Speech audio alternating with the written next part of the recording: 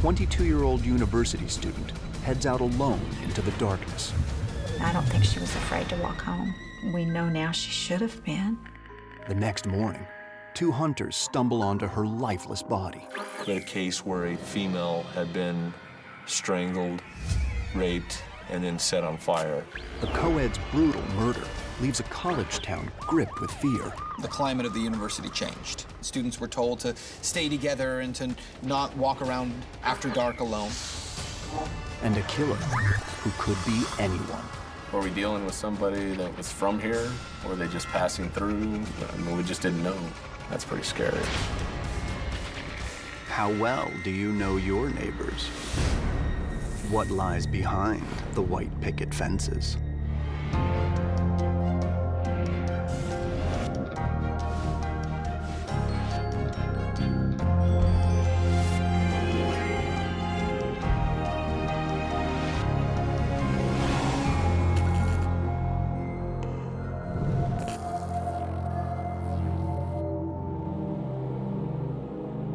Overlooking the majestic Organ Mountain Range, Las Cruces, New Mexico is a southwestern town rich in cultural diversity, boasting a unique blend of open spaces, friendly neighborhoods, and a bustling downtown area.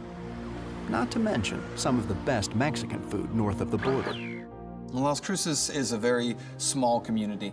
It doesn't take very long to drive from one end of it to the other, and so people there know each other very well, and it's relatively quiet. Quiet, that is, until you get an average of 25,000 college students starting school every fall. In the heart of Las Cruces, New Mexico State University offers students not only a top-notch education, but their first steps towards adulthood. New Mexico State University is a good university. More so than just the academics, though. It's a safe university. There's a lot of school pride that comes from that area. So, when Jan Sepitch's eldest daughter, Katie, tells her family she's attending New Mexico State for her undergraduate degree, Jan and her husband couldn't be more pleased. Still, it isn't without mixed emotions. When Katie went to college, it was very difficult for me. I was excited about the fact that she was starting a new part of her life. But for me, it was very difficult because she was my firstborn, and that meant that our lives were changing. And change can be hard, especially for a family as tight-knit as the Sepitches. Katie was very, very loving. She loved it that we were a close family. And with her family's support behind her, Katie thrives in college life. Katie loved New Mexico State. She loved the professors. Katie had friends in her classes. She joined a sorority, made a lot of friends in her sorority. Katie just always was making new friends and meeting new people. And during her senior year, one of those new friends is an attractive biochemistry major named Joe Stoltz. I think I first heard about Joe very shortly after they started dating. Katie told me that she was pretty crazy about Joe, that she thought he might be the one, that she thought there was definitely a future with him. After several months of dating, Jan thought that future together might not be too far off either. Katie showed me this diamond ring that Joe had bought her, and she was very excited about it. And I said, "Oh, Katie, is that some sort of engagement ring?" And she said, "Are you kidding? If I get an engagement ring, it's going to be a lot bigger than this." But she was proud of it. The future is looking bright for 22-year-old Katie Sepitch when she graduates from New Mexico State. And her relationship with Joe continues to blossom. I think she felt like her life was beginning to take its course, and she was very happy. But in the summer of 2003, both Katie and Joe's lives are changing. Katie decides to return to New Mexico State for her master's degree, while Joe moves back home to work at the family business. Joe was living in Gallup and Katie was living in Las Cruces. Katie was kind of sad that he had moved away. Absence makes the heart grow fonder. Well, that and romantic rendezvous, which is what is planned Labor Day weekend 2003. Joe was going to be in Las Cruces that weekend, and she was excited that she could see him. But this romantic weekend together is about to end in tragedy. Saturday, August 30th, 2003, is supposed to be a night of fun. Katie and Joe are planning to attend a party that evening after Katie finishes her waitressing shift. Katie's co-worker and friend, Veronica Cordova, is also excited about the big bash. The day of the party, Katie and I both were working the evening shift. We got off, went home, got ready, and then we went to a party up in the High Range area. Like most college festivities, the party rages into the wee hours of the morning. We were there pretty late, and I had something to do early in the morning, so I called it a night. The last time I saw Katie, she was looking for a purse. She sounded tired, like she just wanted to leave. She was done for the night. The next day, Jan Sepitch gets a call that forever changes her life. It was about 2:15 and the phone rang, and it was Katie's roommate. She called to see if I had talked to Katie that day. And I said no, and she said, well, we can't find her. And that's when she told me that Katie had walked out of the party the night before. Both Katie's roommate and her boyfriend Joe, along with most of the partygoers, had all spent the night at the party. So no one realized Katie hadn't come home until the next morning. And she said, Jan, we've even called all of the hospitals to see maybe if she was there, and she's not. Within the hour, Katie's roommate and her boyfriend Joe file a missing persons report. I don't know how to describe this, but I had a feeling in the pit of my stomach. I immediately knew that something was horribly wrong.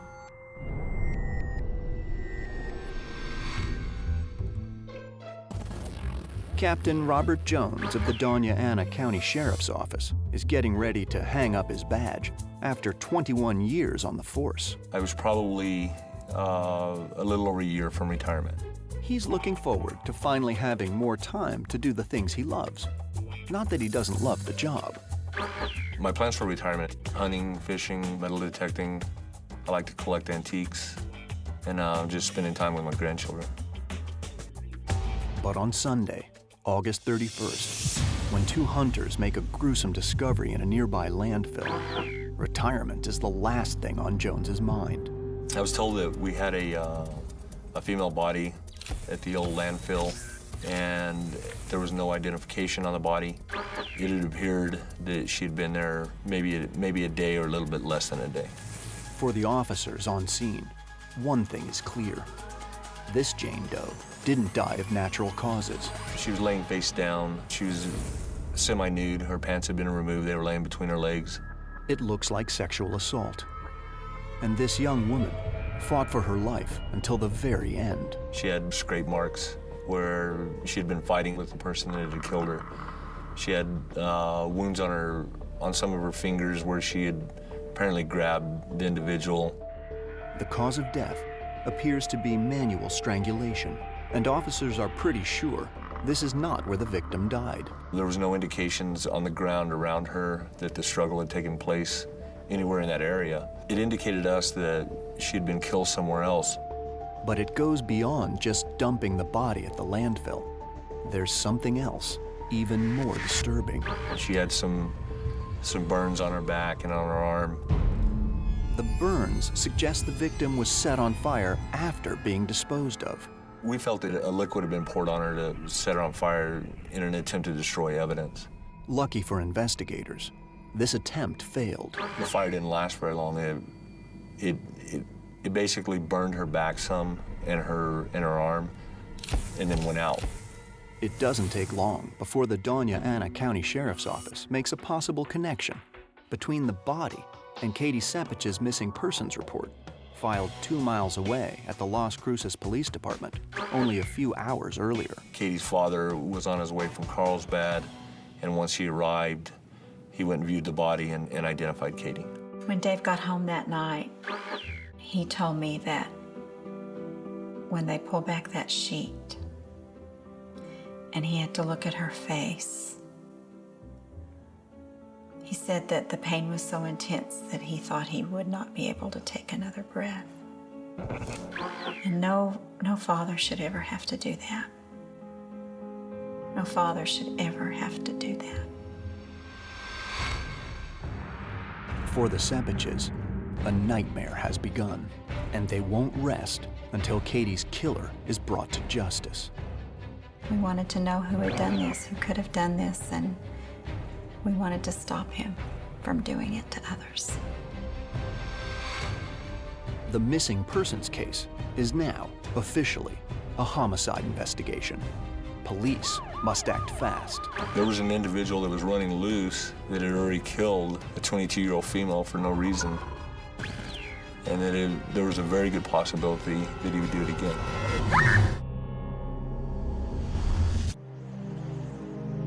Las Cruces, New Mexico is a town that boasts an average of 350 days of sunshine a year. Bad weather rarely comes to this college town. But when word begins to spread about the murder of 22-year-old Katie Sepitch, it casts a dark cloud of fear over the once bright and sunny town. In a town like Las Cruces, these kinds of things don't happen often, if at all. Veteran TV journalist Ben Swan has reported a lot of bad news over the years at the anchor's desk. But nothing like this. The climate of the university changed. People were scared.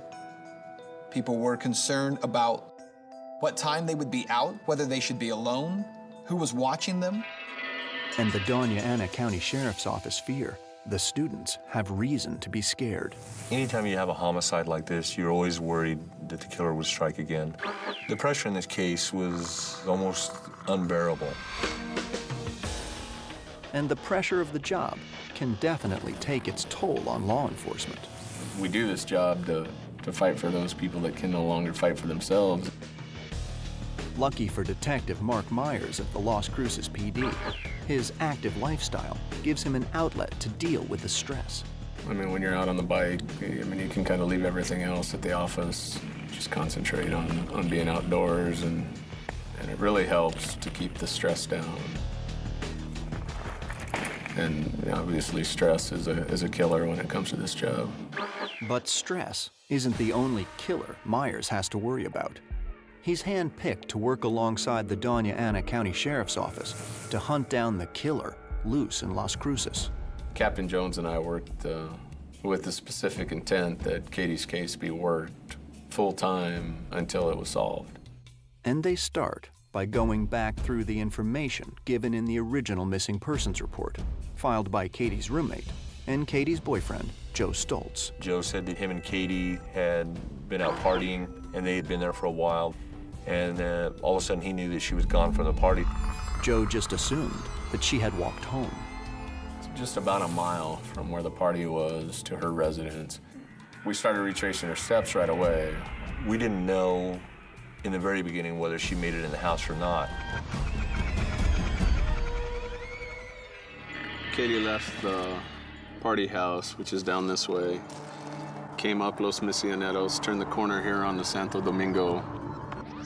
When we knocked on every door between there, from the party to her house, asking if anybody had heard anything, seen anything. Nobody really reported seeing or hearing anything out of the ordinary that morning. And what they find outside her house suggests Katie may have made it home, but never made it inside. Her bedroom window was still locked, but the screen had been removed. It was just laying up against the side of the house. It looks like the killer took the screen off as he was trying to force his way in. Or does it? Detectives have a different theory. Joe said she left her purse, her keys, and her cell phone at the party, so it was the only way she could get in was through her window. They speculate that Katie was attacked trying to break into her own home. At the side of the house, we found, Katie's shoes, and they weren't neatly placed there.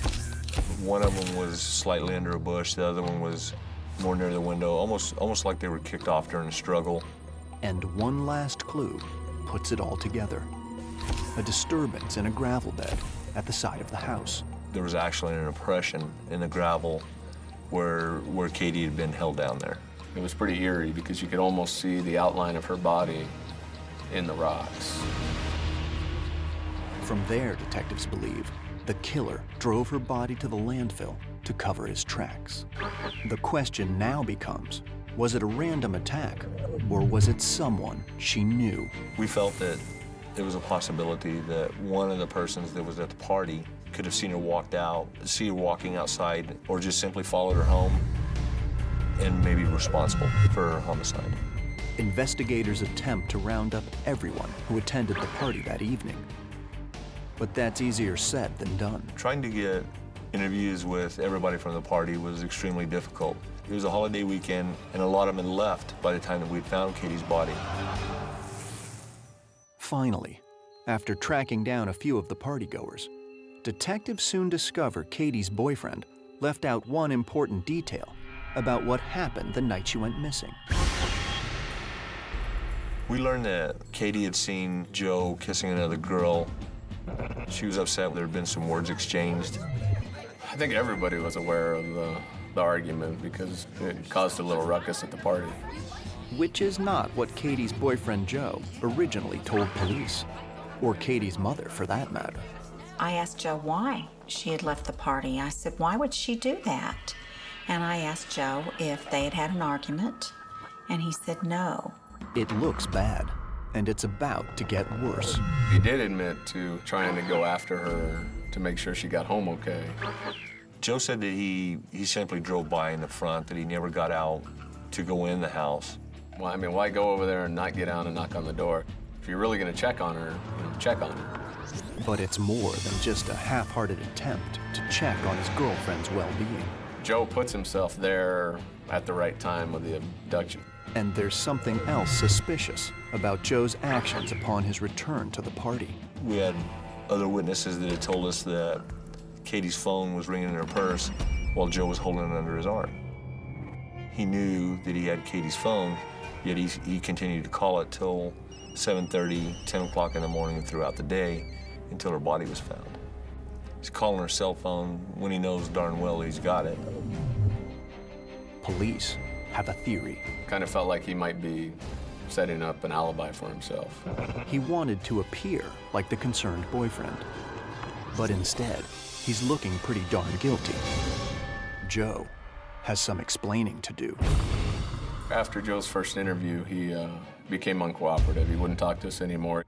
When I was told that he was refusing to cooperate, I remember feeling like I had been kicked in the stomach, because this was a man that supposedly loved my daughter. Joe's looking like a bad boyfriend, but is he a murderer? He was the last person that had seen her. He refused to cooperate with us. There's too many times you see a crime like this that happens in heat of passion. I was convinced that Joe was our guy. And it shouldn't be hard to prove. Within days of Katie's murder, the medical examiner is able to obtain the killer's DNA. The DNA that was removed from Katie's body was in 3 separate locations, and it was one individual. I think the most damning part of it was the DNA that was under her fingernails, because it was obviously somebody that she fought with. All that's left is comparing Joe's DNA with the DNA found on Katie's body. But there's a problem. Not only has Joe left town, his lawyer is making it next to impossible for police to get the one thing they need. Joe had refused at this point to give us a DNA sample.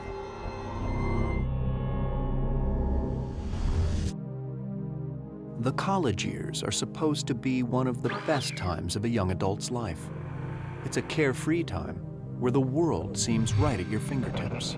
But for the students at New Mexico State University, a new reality is setting in. Katie's murder was very hard for the university, and it was very hard for the community. It affected people in the ways that most of these kinds of violent crimes will, where people begin to be very cautious about their surroundings, where people are not as trusting as they were before this happened. And the circumstances surrounding Katie Sepitch's murder is fodder for the evening news. Katie's boyfriend, Joe, was not cooperating with the investigation. He was not wanting to talk to the media at all. What we saw was a guy who literally ran across the state and went home and got an attorney, and that made him look very guilty. And Katie's parents are forced to agree. Maybe he had something to do with her death. I couldn't understand why someone who was innocent wouldn't want to help. With Joe Stoltz refusing to give up his DNA, police begin the lengthy process of trying to obtain it through legal methods. But that will take some time. With the clock ticking, investigators need to cover their bases and begin looking into other possible suspects and scenarios. At the same time, we've got other people out there trying to track down all the registered sex offenders in that area.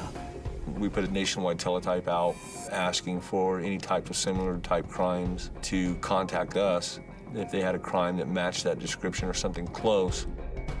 They also try to match Katie's killer to other unsolved crimes through DNA. The DNA that was recovered from Katie's body went into the DNA database into CODIS. And unfortunately, we didn't get a CODIS hit. And then there's the party, full of potential suspects. From day one, investigators have been trying to track every person down. And a lot of them had left, and they had scattered all over the state. One by one, every male in attendance that evening is ruled out. People were very cooperative. I don't think we had anybody that refused. If we asked them, can we take a DNA sample, they were fine with it. Outside of Katie's boyfriend, it was not difficult at all to get DNA from the people at the party. All roads are pointing back to one person. And it's not just police that think so. Many people believed that Joe was the killer. He and Katie had argued. She walks away from the party in the middle of the night. He goes after her. They argue again. He kills her and hides her body. Police have had enough. The days of waiting for Joe's DNA are over. It's time to think outside of the box. And Captain Jones has an idea. We had secured all the bedding from Katie's room, and we knew from Joe's statement that they had a sexual encounter before the party. So we sent that bedding to the lab, and hopefully we'll get a sample of Joe from the bedding. It's an ingenious plan that just might work. Police anxiously wait for the results. That male DNA that they extracted from Katie's bedding did not match what we collected from the homicide scene. So at that point, we realized, well, you know what, it's probably not Joe. But they have to be sure. So they communicate the results to Joe's attorney. And Joe finally agrees to willingly give up his DNA. It was agreed that we could go to northern New Mexico, meet with Joe, and take the sample at a police department. Days later, the results come back. Joe Stoltz is officially ruled out. The reason that he didn't want to give us his DNA sample was because he'd had sex with Katie that afternoon, and he was afraid that his DNA sample was going to be found on her body or in her body. Still, for investigators and Katie's parents, Joe's actions following the murder are hard to comprehend. I'll never understand why Joe wouldn't give up a DNA sample right at the very beginning. I'll never understand that. It's a question I can't answer. Had he just given up the DNA in the very beginning, I mean, we would have excluded him within a week, 2 weeks. Unfortunately, it cost us, several months. With Joe now off their radar, police must consider a bone-chilling scenario. Once we found out that Joe's DNA didn't match, we were pretty certain that it had to be a random attack. An attack that most likely resulted from a tragic twist of fate. It had to be the right night, the right argument, the right factors that would push her to walk out of that party. This guy would have to be on the right street at the right time to see her. I mean, everything had to converge together at this moment. And the thought of Katie being murdered by a random killer who just happened to stumble on her that evening is hard to handle for Katie's friend, Veronica Cordova. Maybe I should have just said, forget your purse, you'll get it tomorrow. Maybe I should have given her a ride home. Maybe things would have been different. But I didn't feel like I was leaving her in an unsafe place. And because it did happen in a safe area, makes Katie's murder that much scarier. Katie's killer could be anyone. And even more troubling, We knew that we had a possibility that we either had a serial killer or there was somebody in the beginning stages of becoming a serial killer. The pressure to catch this guy is intense. Investigators can't take anything for granted. The night that Katie was killed, she was wearing a ring that her boyfriend Joe had bought her. And we knew from talking to several witnesses that she was wearing that ring when she was at the party. When we discovered the body, we couldn't find that ring. It's a ring Veronica admired the night she was murdered. Katie was showing everybody the ring that Joe gave her here at work because she was so excited. She wasn't taking it off for anything. So what happened to this ring and Katie's other jewelry? The killer could have taken her jewelry as either a trophy of a souvenir, a memento of the encounter. Could have just been an opportunity just to make some money afterwards. If that's the case, perhaps the ring might resurface. We checked all the pawn shops in all the surrounding areas here, and he didn't pawn any of the jewelry items. It's a dead end, but it's not the only clue in the desert. There's another long shot. When they processed the area where Katie was located, they found pretty clear tire impressions that they felt like was probably the suspect vehicle. And the truck actually backed over this bush here, which was a lot smaller back then. And its tire tracks came right on both sides of the bush. Match the type of car to the tire marks, and it could bring police one step closer to finding their killer. We were able to get the brand name and then reach out to the company that produced the tires. The manufacturer said that the size of the tires would probably be found on a smaller sized truck. So that gave us a pretty good idea that we were looking for a truck. It's a good jumping off point. We pulled every plate that had been run by law enforcement the night that Katie died, and then throughout that Sunday. But none of the plates belonged to anyone driving a small truck. We weren't able to get any viable leads off the tires. Not to mention, there are millions of small-sized trucks out on the road. Basically, you're looking for a needle in a haystack. And in one last-ditch effort, investigators decide to use a new state-of-the-art biogeographic DNA test to help paint a picture of who they may be looking for. Biogeographic DNA testing is just a tool to kind of narrow your suspect focus a little bit. And any sort of focus could help. They basically can take that DNA and break it down into a person's race. The killer's DNA is sent off to the specialized lab. The other information we got from the biogeographic testing was that we were probably looking for a Hispanic male individual. We live 30 miles from the border of Mexico. That profile can fit the majority of our population. This elusive killer isn't going to be easy to catch. For Detective Myers, it's a bit discouraging. In this case, there was only so much we could do. We didn't know. Were we dealing with somebody that was from here? Or were they just passing through? And we knew if we were just dealing with someone that was just passing through, that we had even less of a chance of catching this guy. Or maybe not. Almost a full year after Katie's murder, investigators get word that 1,700 miles away in Wisconsin, Green Bay investigators are dealing with a strikingly similar crime. So similar, in fact, the authorities in Green Bay give the Doña Ana County Sheriff's Office a call. They had a case where a female had been strangled, raped, and then set on fire. But there's one major difference, and it's a big one. This victim had survived. If Green Bay investigators can solve their case, they just might solve Katie's too.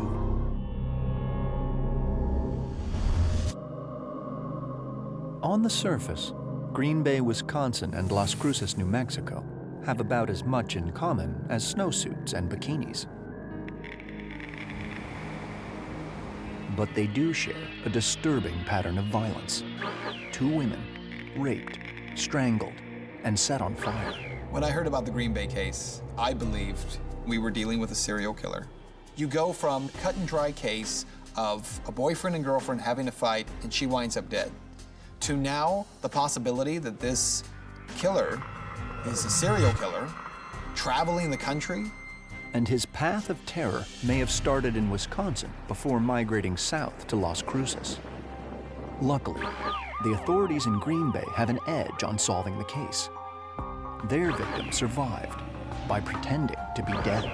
I think the young woman in Green Bay was an absolutely remarkable young woman to be able to wait until they drove off and then put the fire out and crawl for help.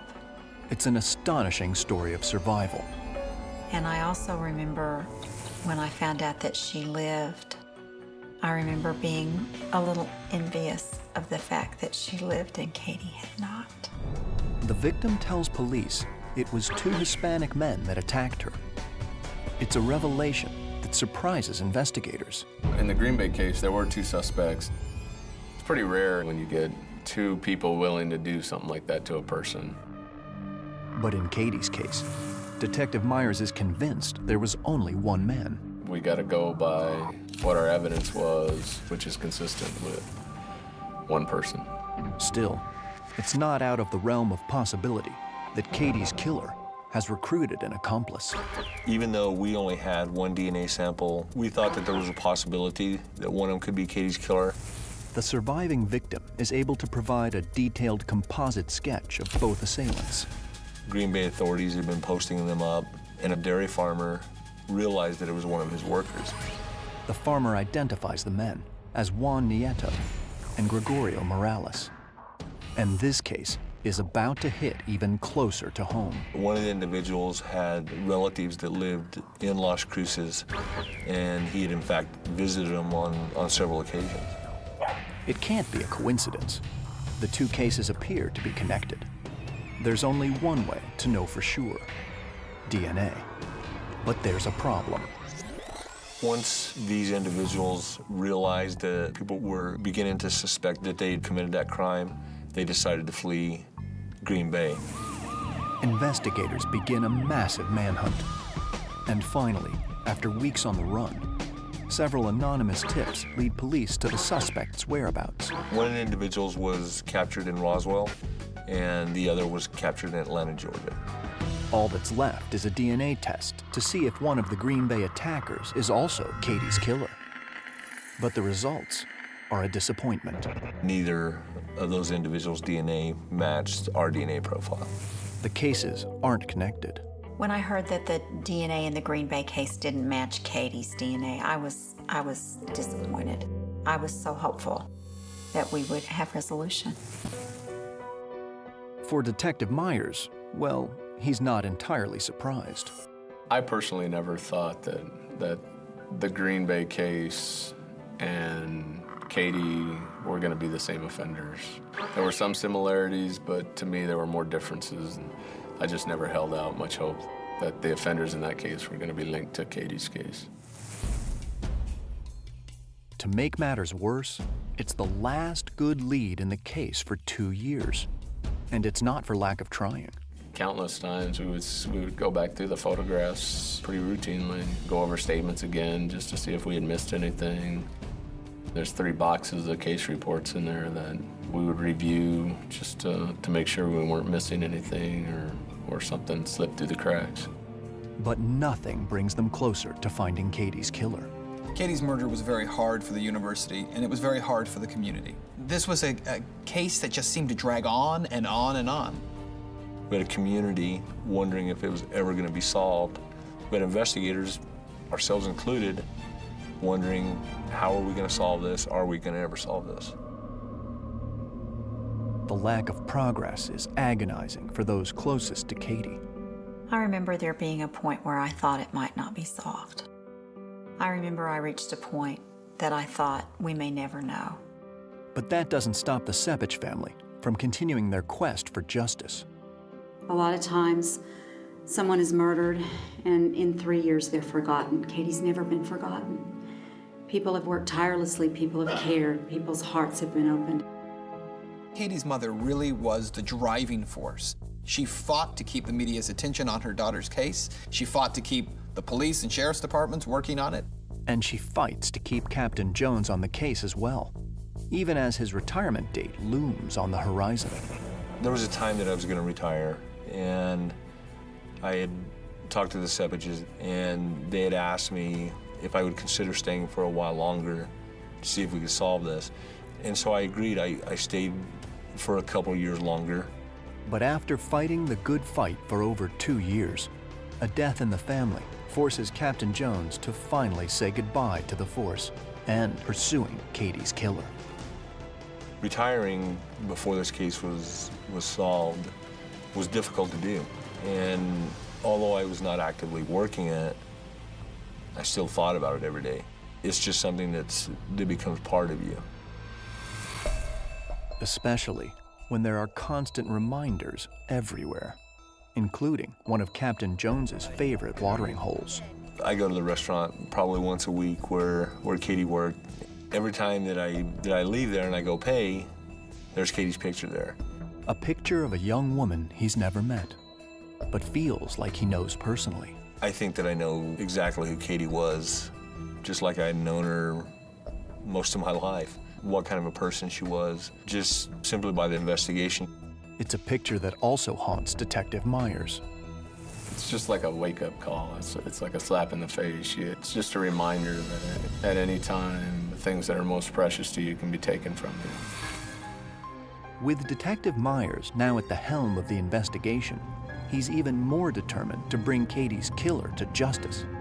And he knows this case will most likely be solved by one thing, and one thing only. Our best evidence was clearly the DNA. That was always the reason why you never gave up hope entirely, because we knew if this guy, this DNA ever ended up in CODIS, we knew we had him. You know, we would get our guy eventually. And that's exactly what happens.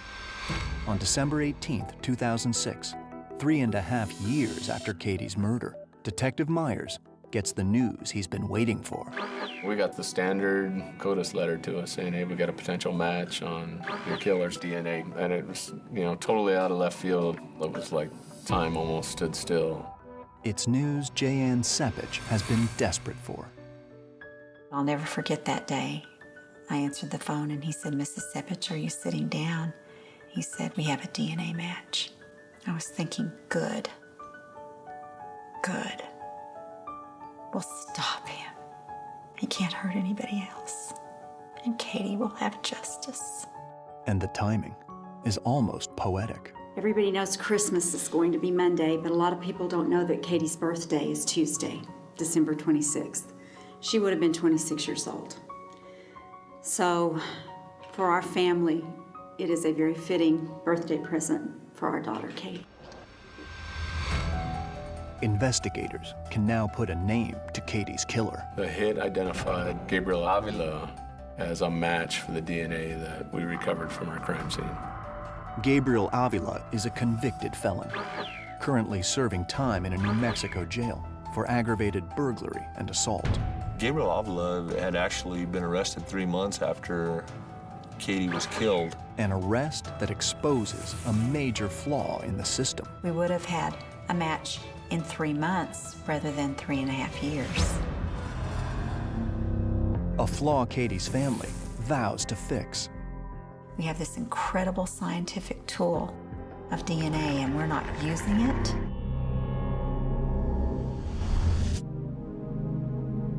After 3 long years of not knowing who or why 22-year-old Katie Sepitch was viciously raped and murdered, police finally have the answer to one of those questions. Who? When I heard that they had a match and they knew who Katie's killer was, I was stunned. And to find out that he's sitting in a prison cell someplace, and he was sitting there right in front of us, it was very hard. It's especially hard when investigators learn Gabriel Avila was within their grasp shortly after Katie's murder. Gabriel Avila, turns out, was arrested like 3 months after Katie was killed. In my opinion, attempting to get a second victim. Murdering Katie Sepitch 3 months earlier may have only just whet his appetite. He broke into the girl's apartment And it wasn't until he was inside that he was confronted by not one person, but two people. His potential victim had a roommate. And that totally threw him off his game, and he panicked and left before he was able to complete the assault. The two women quickly called police, and Avila is arrested, fleeing the scene. Looking side by side at the two attacks, Detective Myers can't help but notice Avila's tactics were evolving. Interestingly enough, he strangled Katie Sepitch. This time, he brought a knife. I think he realized that it wasn't easy to strangle somebody. So, he changed his MO a little bit to make it easier for him to gain control and kill his victim. After his arrest, it should have been an open and closed case, but it turns out to be anything but. There was a huge delay in that process because he was arrested for a pretty heinous offense, but he was given a bond. And once out on bond, Avila decides he has no intentions of going to jail. And at that point, he ran. Gabriel Avila is on the lam for 14 months before he's once again captured by authorities. It's at that time his DNA is finally entered into the system. If Avila's DNA would have been taken at the time of his arrest, we would have saved almost 3 years of this investigation. But Detective Myers can't dwell on the past. He needs to find out all he can about Gabriel Avila before he confronts him. And the key to all of this stuff was talking to his wife to fill in all the pieces of the puzzle. And fill in the pieces she does.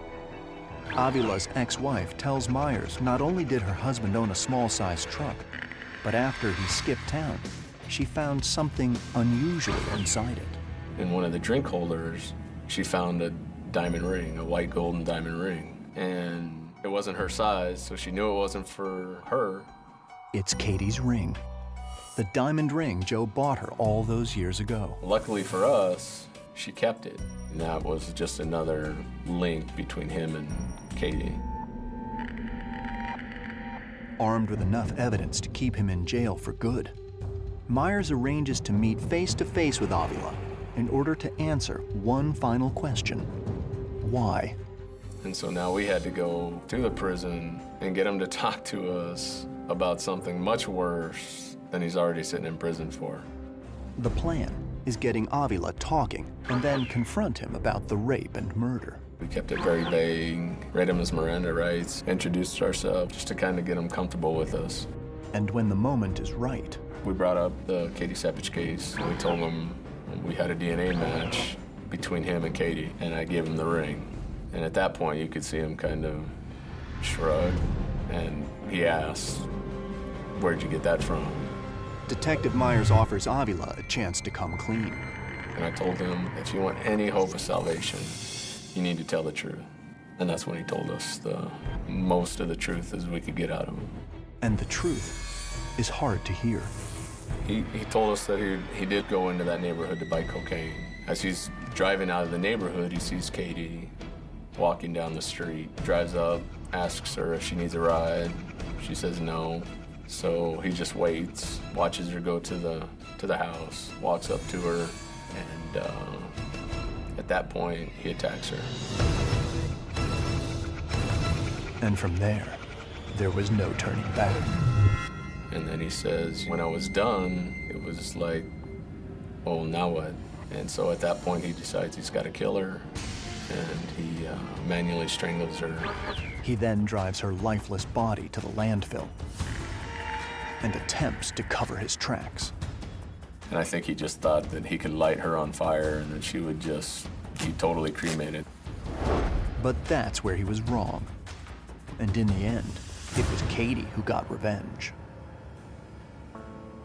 Katie had fought so hard for her life that she had the skin and blood of the man that killed her under her fingernails. Katie really, in essence, solved her own crime by trying to fight this guy off. In May of 2007, Gabriel Avila pleads guilty to the kidnapping, rape, and murder of Katie Sepitch. He is currently serving 69 years in prison. For J. Ann Sepitch, nothing will ever bring her daughter back. But at least now, she has a small piece of her again. After the case was resolved, they gave me her ring. I love having this ring. This ring means a great deal to me. It's part of Katie. But happiness soon turns to frustration. When Gabriel Avila was arrested, there was no requirement to take a DNA sample from somebody arrested for a crime like that. I was stunned. It's illegal in New Mexico and almost every other state to take DNA upon arrest. But why is this the case? The Sepitch family wants answers. We take fingerprints, we take mugshots. We have this incredible scientific tool of DNA, and we're not using it like a fingerprint. They vow to make something positive out of their daughter's murder.